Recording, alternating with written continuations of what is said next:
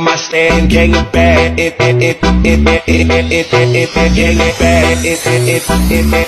on my standby. Assalamualaikum warahmatullahi wabarakatuh. Perkenalkan, nama saya Feni Rela Rosita dengan NPM 20 100 78 20 11 15. Jurusan PP1. Mata kuliah pengambilan keputusan, dosen pengampu Nani Mandasari, SIP MSI. Baiklah, di sini saya akan menjelaskan tentang problem tree analysis atau analisis dengan pohon masalah. Topik pembahasannya itu yang pertama definisi pohon masalah, yang kedua konsep pohon masalah, yang ketiga model pohon masalah, yang keempat langkah analisis pohon masalah. Yang pertama definisi pohon masalah. Definisi yang pertama merupakan pendekatan yang membantu merinci suatu masalah ke dalam komponen-komponen penyebab utama dalam rangka menciptakan kerja. Miller tahun 2004. Yang kedua, tree diagram atau diagram pohon dirancang untuk mengurutkan hubungan sebab akibat. Silverman 1994. Kesimpulannya bahwa pohon masalah ini atau diagram pohon ini digunakan untuk mengidentifikasi penyebab suatu masalah yang ada di suatu organisasi. Model dan konsep PTA. Yang pertama, pohon masalah. Pohon masalah terbagi menjadi dua, yaitu ada akar yang pertama, yang kedua daun. Kemudian ditampilkan masalah, akibat, dan sebab. Akibat terbagi menjadi dua bagian, yaitu akibat pertama dan akibat kedua. Kemudian masalah utama terbagi menjadi penyebab yang tergolong menjadi dua bagian, yaitu penyebab level pertama dan penyebab level kedua. Kemudian ada model pohon masalah. Yang pertama dapat diterapkan apabila sudah dilakukan identifikasi dan penentuan prioritas masalah. Yang kedua, pohon masalah memiliki tiga bagian, yaitu ada batang, akar, dan cabang.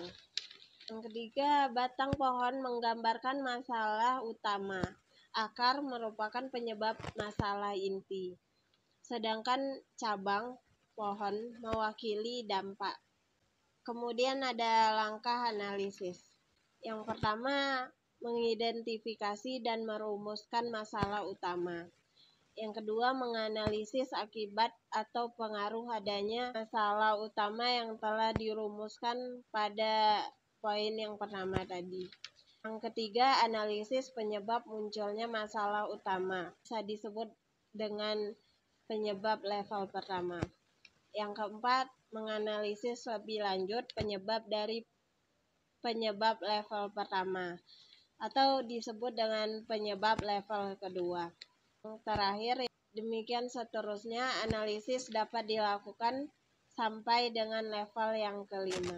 Dan ada metode analisis sumber masalah menggunakan fishbone analysis.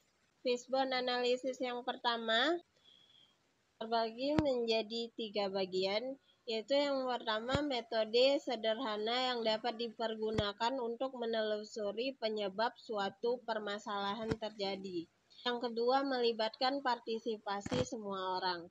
Yang ketiga, dasarnya adalah prinsip bahwa pemikiran yang bersumber dari orang banyak lebih baik daripada satu orang. Kemudian fishbone yang kedua terbagi menjadi dua bagian, yaitu yang pertama di bagian pertama dinamakan diagram tulang ikan karena bentuk dari diagram ini seperti tulang ikan dengan permasalahan sebagai kepalanya dan penyebab yang ada sebagai duri-durinya. Yang kedua ditemukan oleh ilmuwan Jepang Dr. Kaori Ishikawa. Diagram ini dinamakan diagram Ishikawa sesuai dengan nama penemunya, Dr. Kaori Ishikawa. Fishbone analysis dapat berfungsi sebagai catatan penelitian.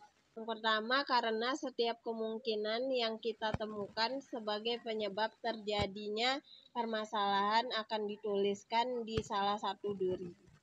Yang kedua, dengan demikian fishbone ini tergantung dari penguasaan wawasan pengetahuan dan teknologi yang dimiliki. Yang ketiga, oleh karenanya sebaiknya diagram tulang ikan ini diletakkan pada lokasi yang mudah terlihat bagi semua, sehingga semua orang dapat berpartisipasi.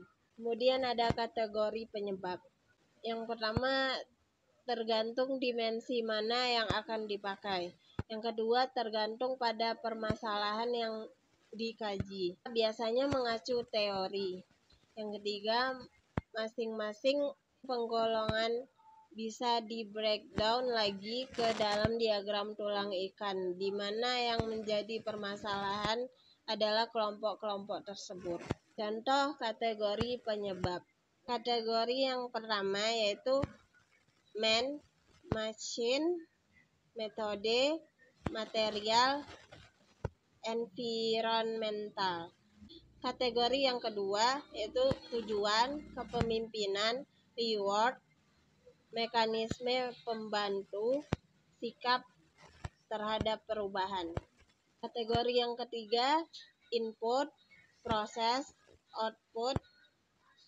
Kategori place, prosedur, people, policy. Kategori yang terakhir yang keempat surrounding, supplier, system, dan skill. Kemudian ada langkah penyusunan diagram Ishikawa.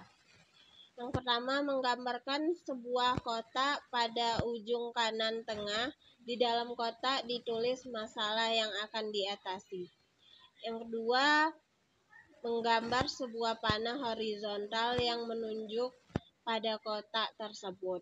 Yang ketiga, menulis nama kategori penyebab di atas dan di bawah garis horizontal dibayangkan sebagai duri utama dari tulang ikan permasalahan. Selanjutnya, menggambarkan rincian data penyebab dari setiap kategori dibayangkan ini sebagai duri kecil dari tulang ikan masalah. Kemudian yang terakhir, cara lain yang cukup sering digunakan untuk memulai menyusun diagram tulang ikan yaitu dengan bertanya berulang kali mengapa ini terjadi.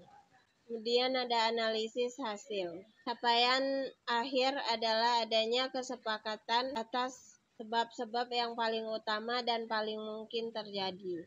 Berikutnya, tanyakan mengapa hal tersebut adalah sebab yang paling mungkin terjadi. Dan terakhir, jika sudah tidak dapat menjawab lagi, maka itulah sebab pokok yang mungkin dapat mengakibatkan permasalahan terjadi. Kemudian ada stream analysis. Stream analysis dibagi menjadi 5 bagian, yaitu yang pertama, identifikasi masalah pada masing-masing dimensi. Yang kedua, identifikasi hubungan masing-masing masalah yang ada. Kemudian yang ketiga, kotak yang banyak dituju anak panah adalah symptoms atau dalam kurung like and dislike atau low commitment. Kemudian yang keempat, kotak yang menjadi awal banyak anak panah adalah core problems atau dalam kurung pembagian tugas nggak jelas atau reward nggak adil.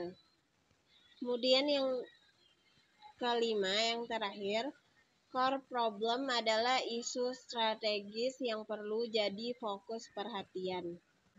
Sekian penjelasan dari saya ucapkan terima kasih. Wassalamualaikum warahmatullahi wabarakatuh.